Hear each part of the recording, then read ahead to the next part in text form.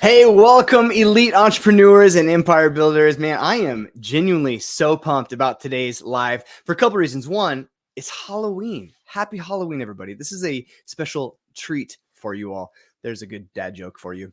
But man, I really am pumped about today because not just because I love Halloween, but I thought what better brand to bring on than an escape room brand it is all about the tension of you're locked and you can't get out and spooky. So it's going to be a good one.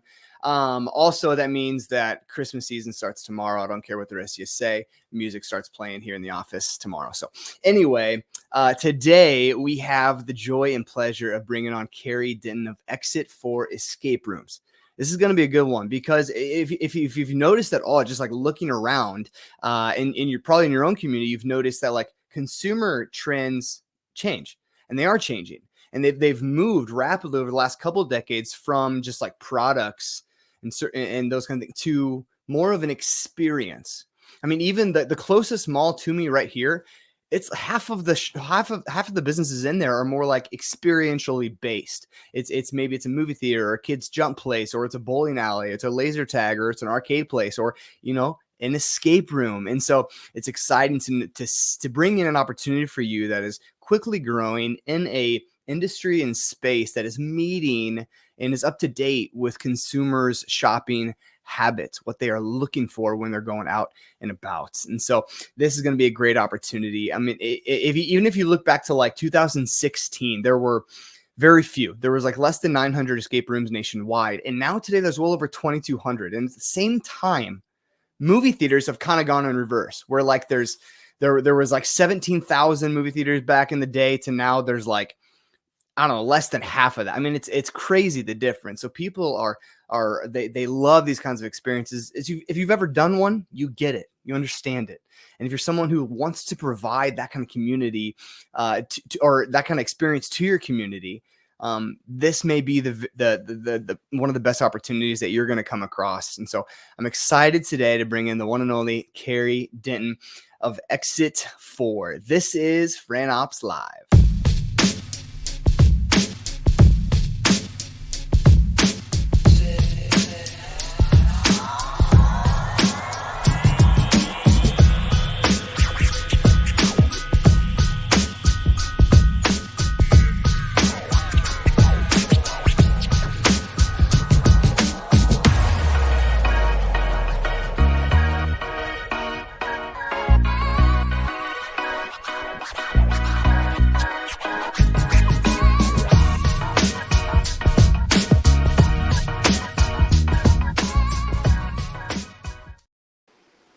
Kari Denton, welcome to the greatest group on Facebook. I'm super excited to have you here with us today. I'm super excited to be here. Thank you for the opportunity. Yeah, of course. And on what better day than Halloween, right? You're dressed the part. I am. This is awesome. It goes right along with the theme. Yeah, for real. This is exciting stuff. I love it because I'm a big escape room kind of like fan myself.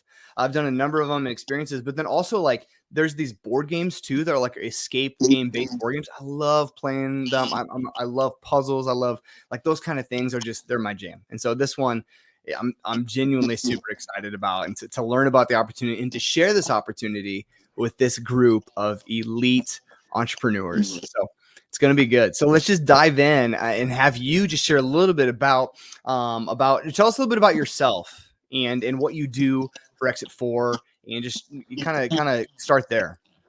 Okay, great. Thank you. So I've been in franchising probably about 22 years now. I started by being an independent business owner and needed an exit strategy, and started a concept that I franchised back in 2003, knew nothing. The internet wasn't as wild as it is. There wasn't a franchise attorney on every corner and a consultant. So learned a lot, made a lot of mistakes. And I sold my concept in 2014 and didn't know what to do with myself, and kind of naturally spoke with a lot of consultants, brokers. And I guess for me, it was natural to stay in the franchise space. It's what I knew. And just went out and started doing some consulting, selling for some emerging brands, helping some concepts go to market and become franchisors, and just taken off from there. So I landed with EXIT4 probably right coming out of COVID. They had sold 2 on their own. They realized that wasn't their thing, that selling their own concept wasn't what their strengths were. So they were looking for a franchise development person, fancy word for sales. And I was introduced to them.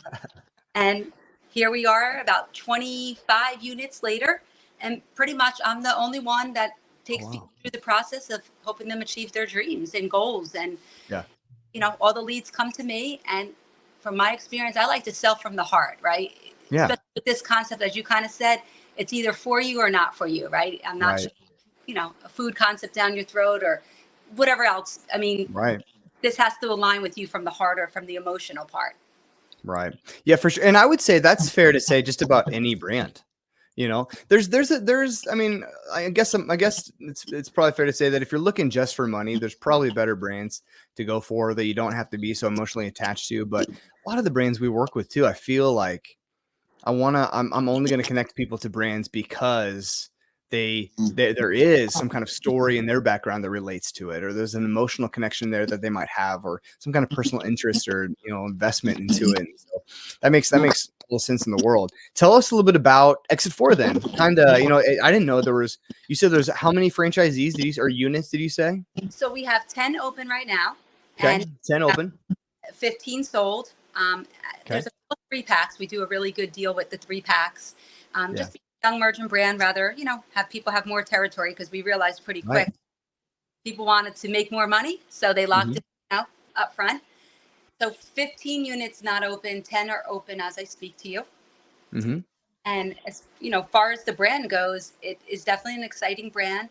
I think the struggle is a lot of people don't come to the table and say, "Oh, show me an escape room," right? But it checks the boxes when you're working with a client. Something community-based, low amount of employees, something kind of rewarding and fun. I mean, nothing good comes easy, but when you're doing something you love, it's not like work. And I joke, no one comes home and says, "Hey, I had a hard day at work. My stomach muscles hurt from laughing at people trying to get out of a room all day." Yeah, right. So it's a different experience. So, it has to align with obviously the investment level, goals. Again, small amount of employees, community based, that fun experience.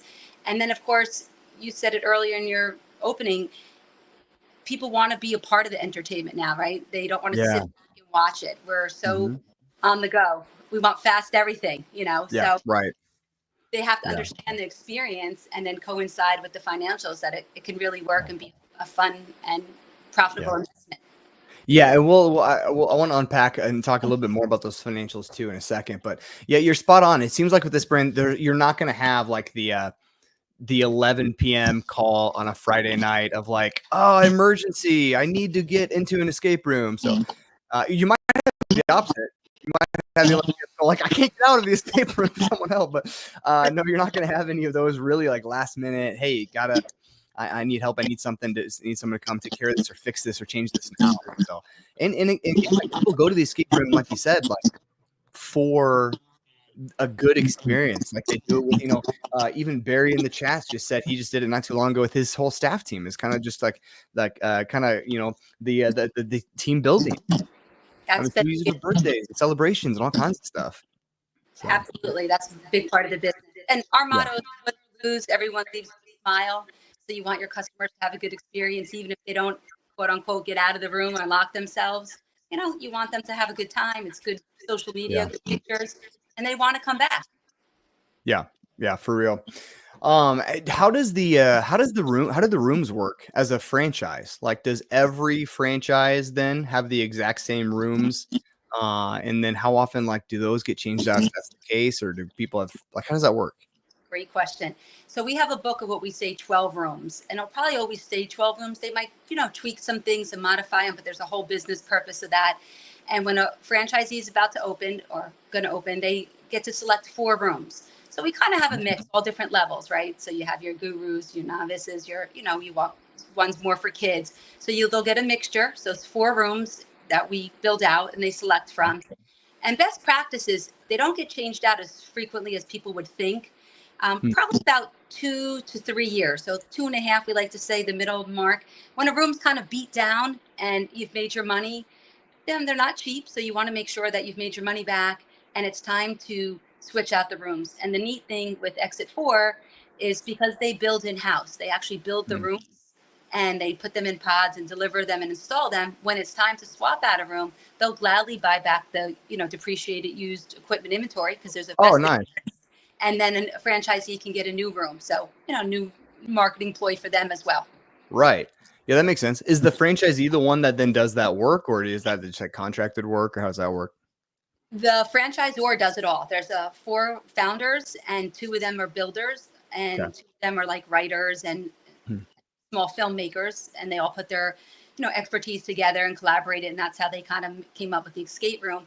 And the builders actually build in-house once the person chooses the room or rooms, and then puts them in pods, and then the owners actually fly out or drive out, install them, and then they'll stay on for like 3 to 4 extra Wow. days for Really? a soft grand opening. Let everything go Wow. wrong while they're there, right?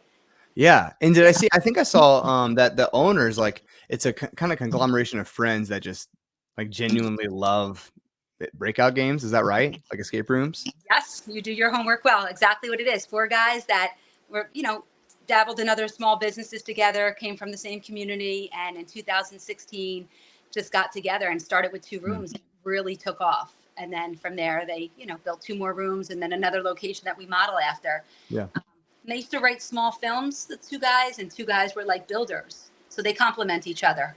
All of them Yeah. working together. Yeah. Wow. Okay. Sounds like a good tag team there.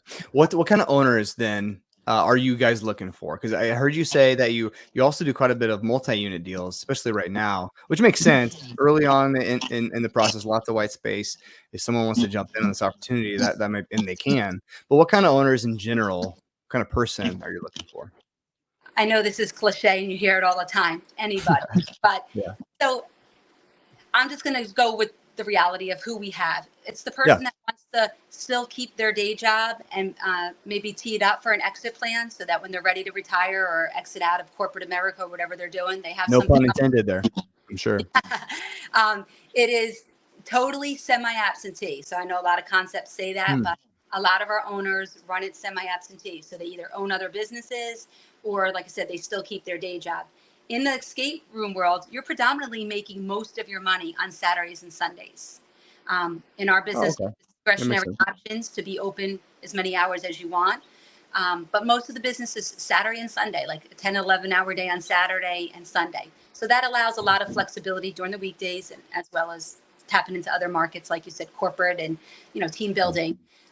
So anybody that wants to, anybody that has the money and sees the ROI on our end. I mean, let's keep it real, right? You have to be okay with the financial investment, be able to get the money. And if that box is checked, then the next box is really, are you cool with, 4 to 5 employees? Like, is that manageable for you?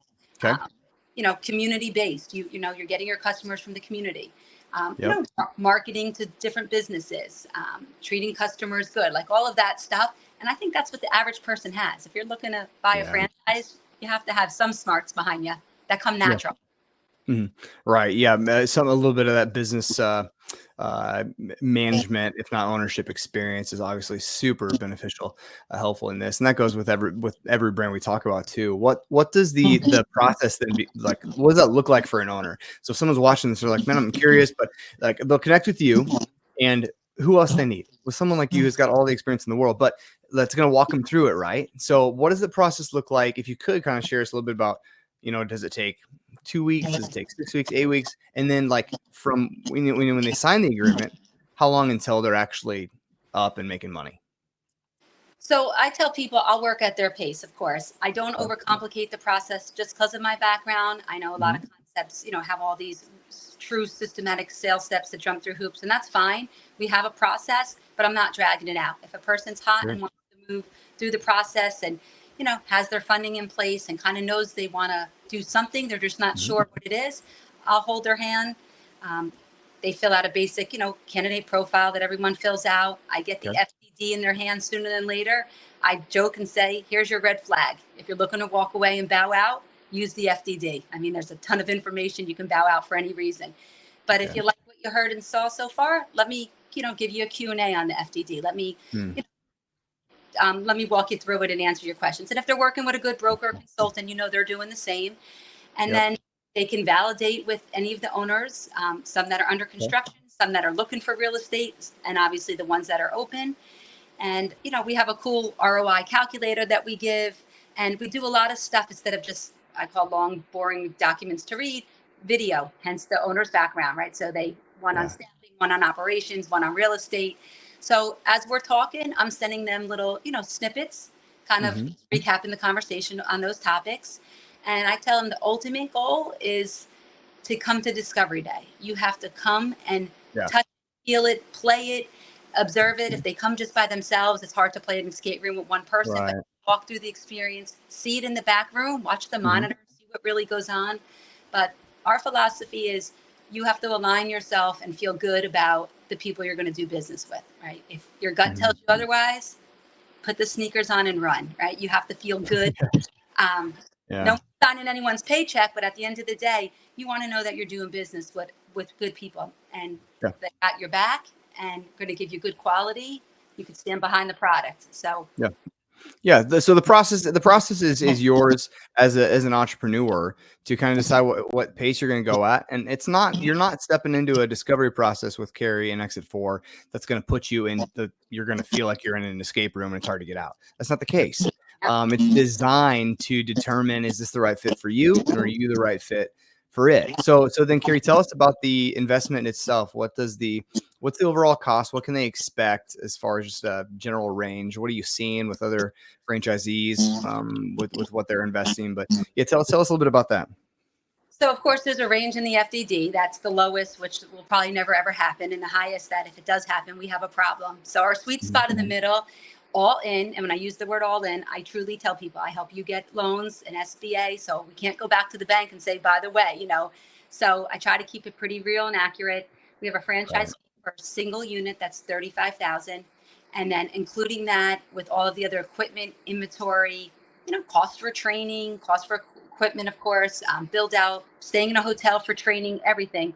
Our sweet spot is about $250,000 all in. All in to be ready, when I open your door on Monday morning. So what we're seeing, we've gotten a variety of ranges based on the real estate situation, right? It's not uncommon for landlords to give a little TI back, tenant improvement. So sometimes people may have to lay out a little more initially for the construction of the location, but the landlord will kick you back 20 or 30,000. So that helps that all in, but that's on the back end, right? So I think we've been as low as about 195 and probably as high as about 300,000, just based on the area. Demographic. Construction, sometimes people get delayed by their own choice and then sometimes beyond their choices. So I tell people if we're going all in, 250K is what we're comfortable. And if you have accessibility to some extra money, that's, we want you to put food on the table still too, as well. Right. Absolutely. And so what does that investment get them? If I'm going to invest 250,000 all in, I know you've mentioned a couple of things already about what the franchisors do, providing the rooms, coming out to it. Is there more that the investment gets them beyond just the brand name? Right. So what does that investment as far as support look like?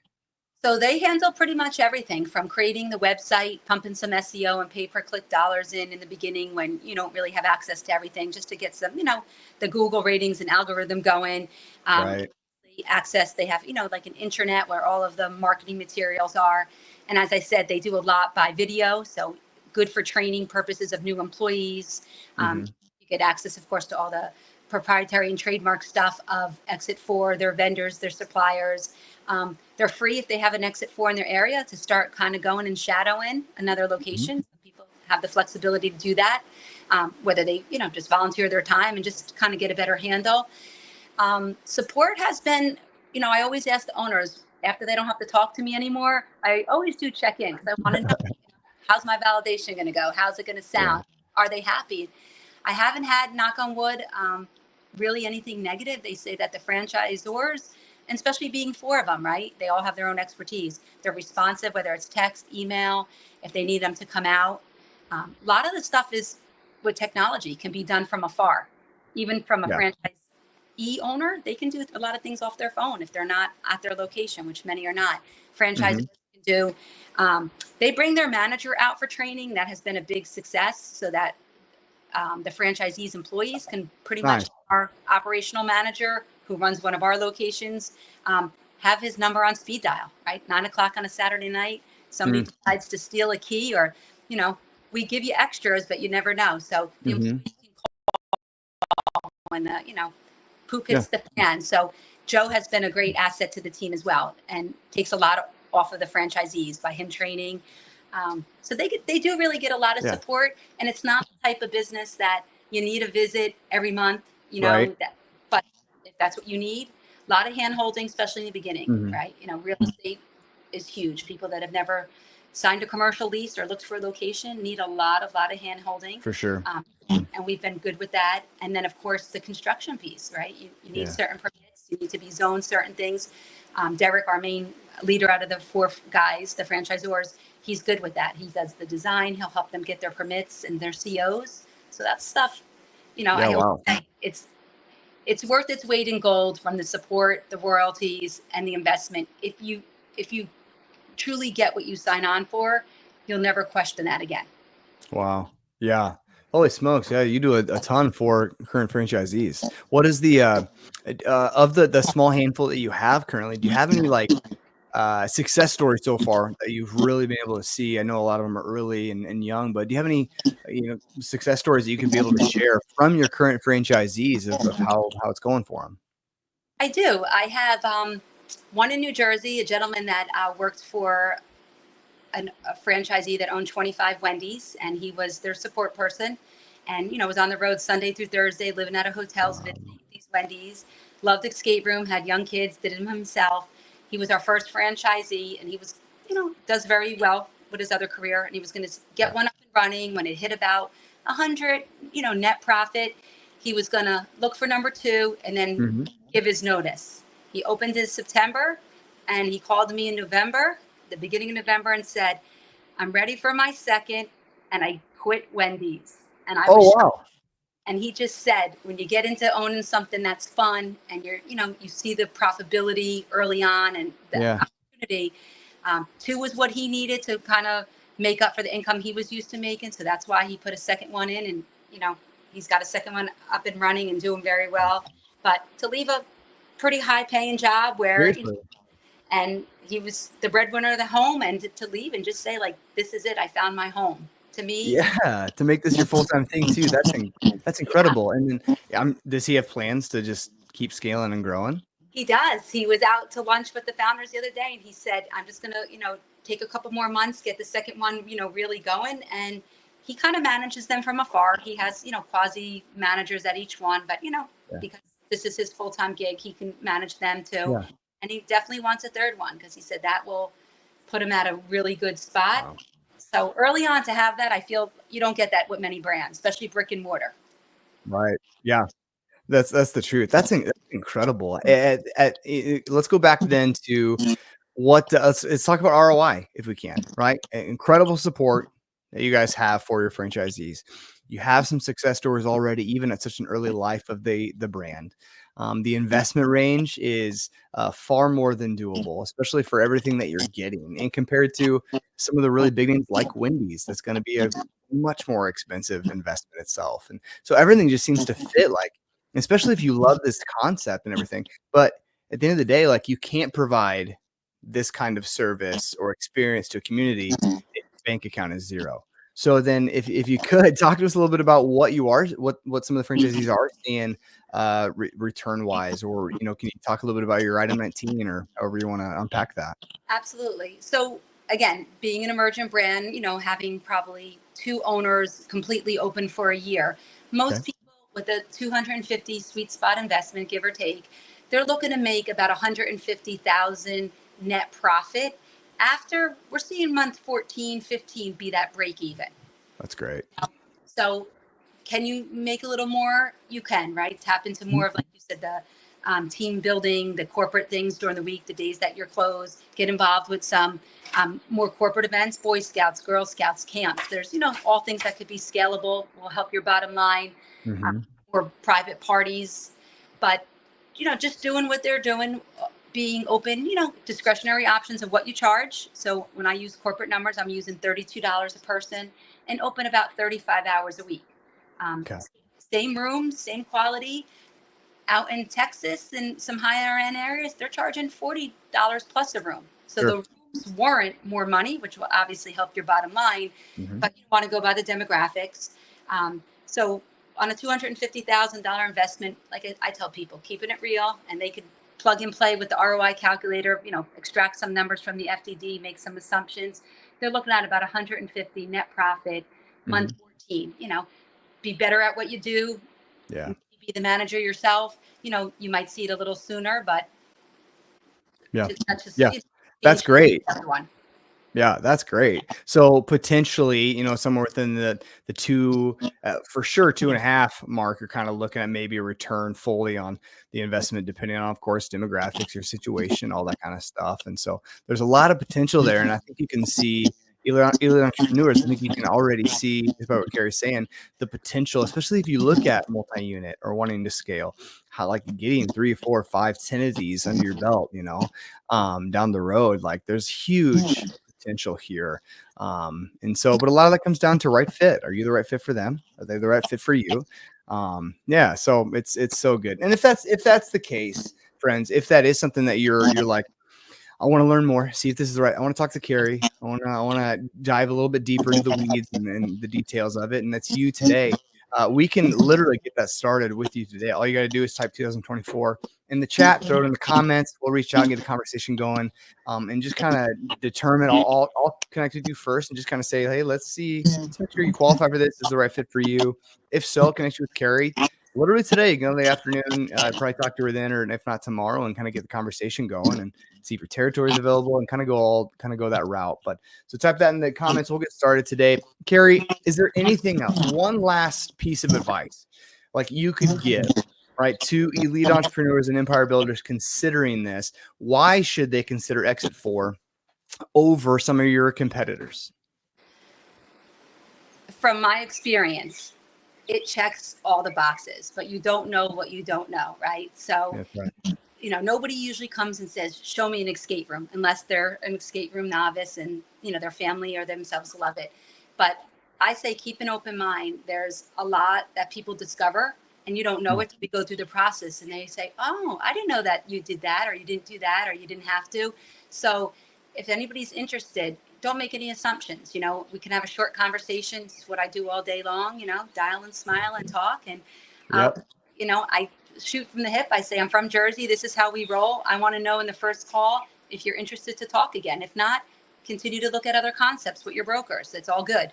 So make no assumptions. Just check it out. Visit the website. Have a call with me. We can always part as friends. But if you don't go that route, you'll never know what opportunity you could have missed out on. Yeah. For real. It's so good. Kari, genuinely, thank you. We're at that kind of half-hour mark. I like to keep our entrepreneurs' time in mind. Just thank you so much for your time and giving it to here to talk about, share your story, share EXIT4 story, and just, invest into this group a little bit and to bring one of the most exciting opportunities for me personally, because I love this stuff so much, to this group. And so genuinely, I can't thank you enough. It's been awesome. Thank you for the time and opportunity. I appreciate it. Yeah, friends, again, if this is the case for you, go ahead and write 2024 in the chat. We'll get started with you today. Kari, once again, thank you so much. Everyone else, have a great Halloween. We will see you next week for Fran Opps Live. Have a good one, everybody. Thank you.